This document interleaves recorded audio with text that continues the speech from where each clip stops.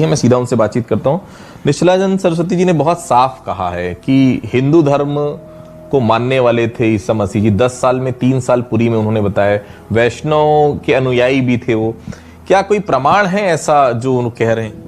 हमारे पास तो ऐसा कों प्रमाण नहीं है, पर आदरणीय निश्चलानंद जी के बयान को हम लोग एक राजनीतिक बयान की दृष्टि से देख रहे हैं।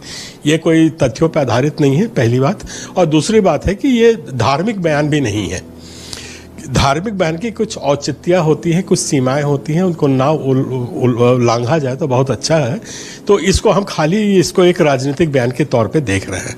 कोई भी बयान जब दिया जाता है तो तथ्य आधारित होना चाहिए और साक्ष्य आधारित होना चाहिए। जब तथ्य और साक्ष्य आएंगे इनके बयान के तो ईसाई समाज भी जरूर प्रतिक्रिया देगा। हो सकता है उनके बयान में सच्चाई हो सकता है उनके बयान में कोई परिपक्वता ना हो, तो उसकी प्रतिक्रिया उस वक्त हम लोग वैसे ही देंगे। वो कह रहे हैं कि 10 वर्ष में 3 वर्ष वो भारत में रहे और वो भी पुरी में रहे, और उनकी एक मूर्ति भी है, उनका कहना है विदेश में कहीं, जो तिलक लगाए हुए हैं। ये दावा उन्होंने किया है और साफ तौर पर ये कहा है कि वैष्णव सिद्धांत के अनुयायी थे। क्या ऐसी कोई मूर्ति, ऐसी कोई बात आपको विदेश में कहीं कोई ऐसी कभी सुना हो आपने? तिलक लगाए हुए हैं और वो 10 साल जो समय नहीं मिलता, उनका कहना है कि वो कहाँ थे, वो 3 साल पुरी में, ऐसा कोई प्रमाण कभी कुछ ऐसा पढ़ा हो आपने, सुना हो? जी हाँ, मैं बड़े अच्छे से बात ये बताना चाहता हूँ। मूर्ति किसने बनाई और कब बनाई? अब किसी मूर्तिकार ने उस पर तिलक लगा दिया और आज मैं कोई एक आध मूर्ति बना करके और उसके ऊपर क्रॉस लगा दूं तो वो भगवान नहीं हो जाएगा। ना वो कि किसी का साक्ष्य होगा, ना वो कोई तथ्य होगा। तो कौन विदेश में कैसी मूर्ति बना रहा है, क्या कर रहा है, वो सब तथ्यहीन का जो जिक्र किया, क्या आ रहा हूँ सर, उसके ऊपर भी आ रहा हूँ। हमारे ईसा मसीह के इतिहास को शायद ठीक तरीके से लोगों तक पहुंचा नहीं है, जिसको मैं सिर्फ मात्र 4 लाइन में ठीक से समझाना चाह रहा हूं। ईसा मसीह का जन्म आज से 2020 साल पहले यरूशलेम में हुआ था और यरूशलेम के 35 किलोमीटर की परिधि तक में ही वो काम किए, पहली बात। और इसके ऊपर सच प्रमाण है, साइंटिफिक वैज्ञानिक प्रमाण से ये सब, क्योंकि 2000 साल का जो समय काल होता है, ऐसे इतिहास में कोई बहुत बड़ा समय काल नहीं होता है। सारे तथ्य जो है वो कार्बन डेटिंग और कई ऐसे मेथड्स हैं, सैटेलाइट वगैरह से वो सब प्रमाण किया गया है।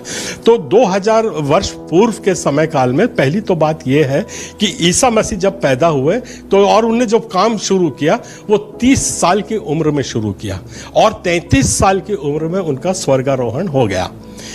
उसके पहले का भी पूरा तथ्य है, वो कहीं छोड़ के गए नहीं, ना उनने प्रचार किया, ना कोई धर्म में किया। यहां तक कि उनने बोला मेरा समय अभी नहीं आया है। जब उनके पास कुछ लोग पहुंचे कि नहीं आप हमको धर्म के बारे में बताइए, तो उन्होंने कहा नहीं मेरा समय नहीं आया है।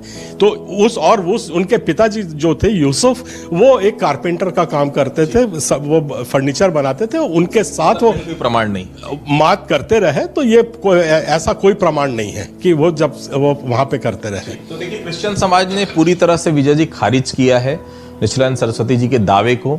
अब वो दावे कितने पुख्ता हैं, क्या प्रमाण है उनके पास, ये तो आने वाला वक्त बताएगा। लेकिन एक राजनीतिक विषय को जरूर जन्म दे दिया है कि आखिर यहां पर आकर उनको ये क्यों कहना पड़ा कि ईसा मसीह जो हैं, यीशु मसीह जिनके नाम से हम जानते हैं जिन्हें, कि वो हिंदू धर्म से ताल्लुक रखते थे। फिलहाल ये तो बिल्कुल मैं आऊंगा आपके पास। तो अतीत आने वाले भविष्य के गर्भ में है कि आखिर वो क्यों कहते हैं, लेकिन इनका साफ तौर कहना है कि ये केवल पॉलिटिकल बयान है, उससे ज्यादा कुछ नहीं है। ये फिलहाल क्रिश्चियन समाज का यहाँ पर कहना है। नहीं तो इनकी कोई आपत्ति है क्या आदित्य जी? कोई आपत्ति है तो दर्ज कराएं, या केवल सिर्फ यहाँ से भी एक नॉर्मल बयान दिया जाएगा? इनकी कोई आपत्ति नहीं है उस चीज को लेके? जी, कोई आपत्ति? हाँ, नहीं, मुझको कोई आपत्ति नहीं है, सब कुछ बिल्कुल अच्छा है। मेरा सिर्फ इतना ये कहना है कि जो उनने बयान दिया है उसका तथ्य पेश करें, वो तो बात हमने कर दी है।